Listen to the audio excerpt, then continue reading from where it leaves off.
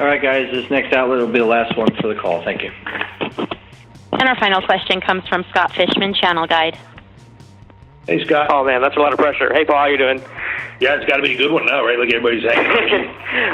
I guess since you haven't really spoke too much about it, just the overall card of this NXT Brooklyn, you mentioned in a lot of the promos that this is a homecoming in many ways. Could you just touch on what that will mean as far as going with that theme, and also just the card in general with Drew McIntyre headlining, someone who's getting the second chance against Bobby Roode, another guy who has really taken the opportunity to run with the ball and represent himself the way he has.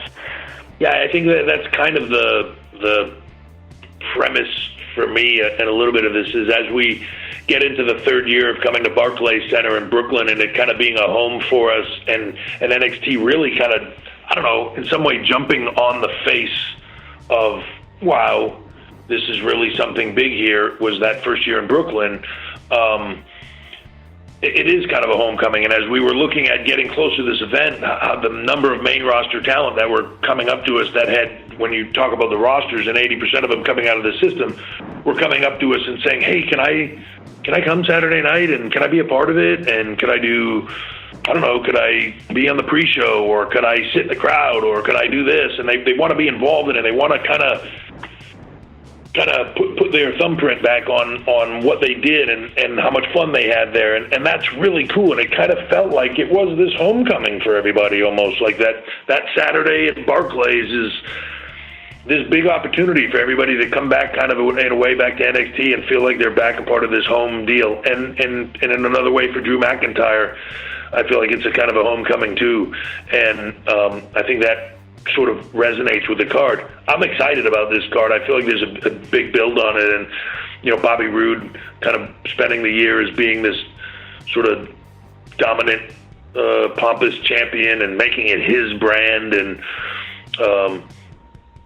Drew coming in as the new guy, wanting to kind of put it back to the We Are NXT, and Ember and Asuka this is the same as we say all the time, a different level of performer just because she's so different. But Ember, who's really, really come into her own in the last 6 months and is poised and ready, and in some ways is poised and ready to be the one that carries it beyond. So, that's exciting. I think when you see the turn that Hideo Itami has had, and I feel for the guy with all the starts and stops he's had, not due to anybody other than his physical, things just happened, right?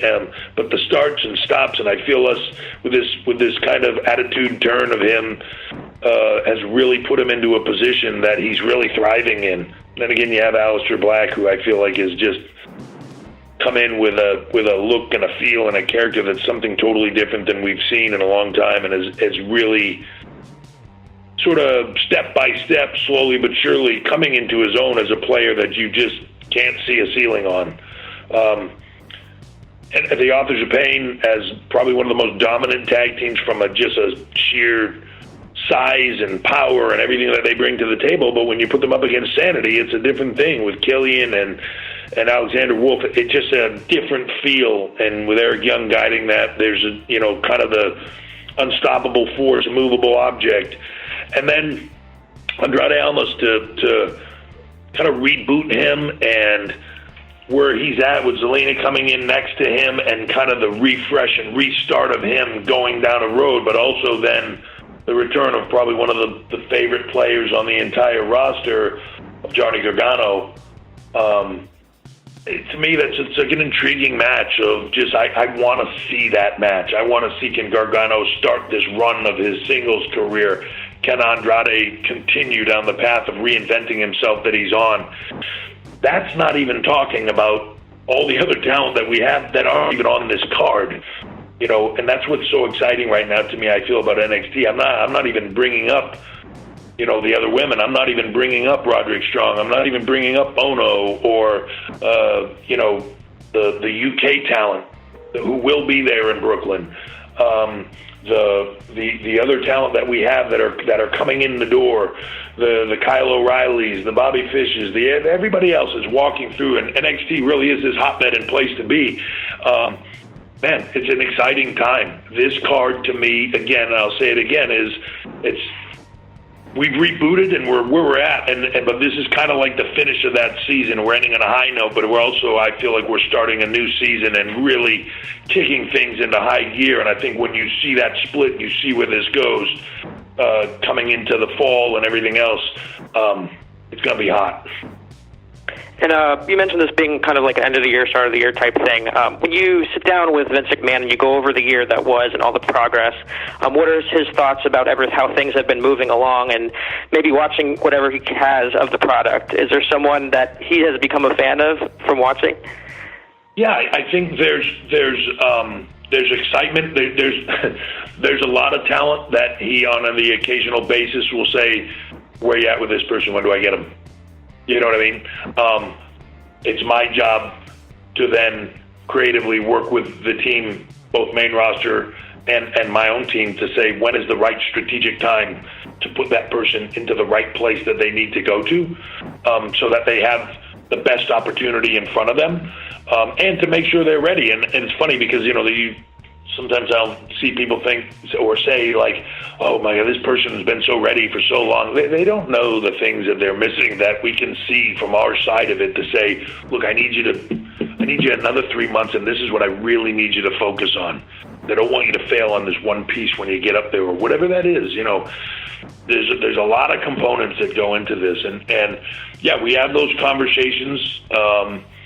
And he gives me the opinion and the stuff, and then he listens to my opinion too. Sometimes there's things that he sees on the show, and he goes, "Well, I really like this guy," and I'm like, he's talking about doing something with him right away, and I'm like, "Well, hold on, we're really protecting that person on TV. That's our job, right? We're really protecting what they do to make them succeed where they are, but give them that opportunity at the same point in time to continue to grow, so they have the opportunity to do that down the line." And to protect them. So he relies on us heavily as well to say, "Look, this is where they're at in the process. They need more time to bake. They need more time to do this." I want it to be the best it possibly can be, not only for the roster, for Raw, whatever that is. I want it to be the best it can be for any of these talent. And, I want them all to succeed at the biggest level that they can. Granted, they can't all do that. They're all not going to be the main event of WrestleMania.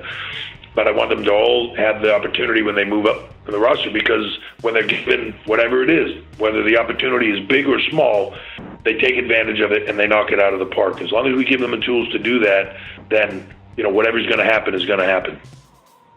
Thanks so much. Thank you, Scott.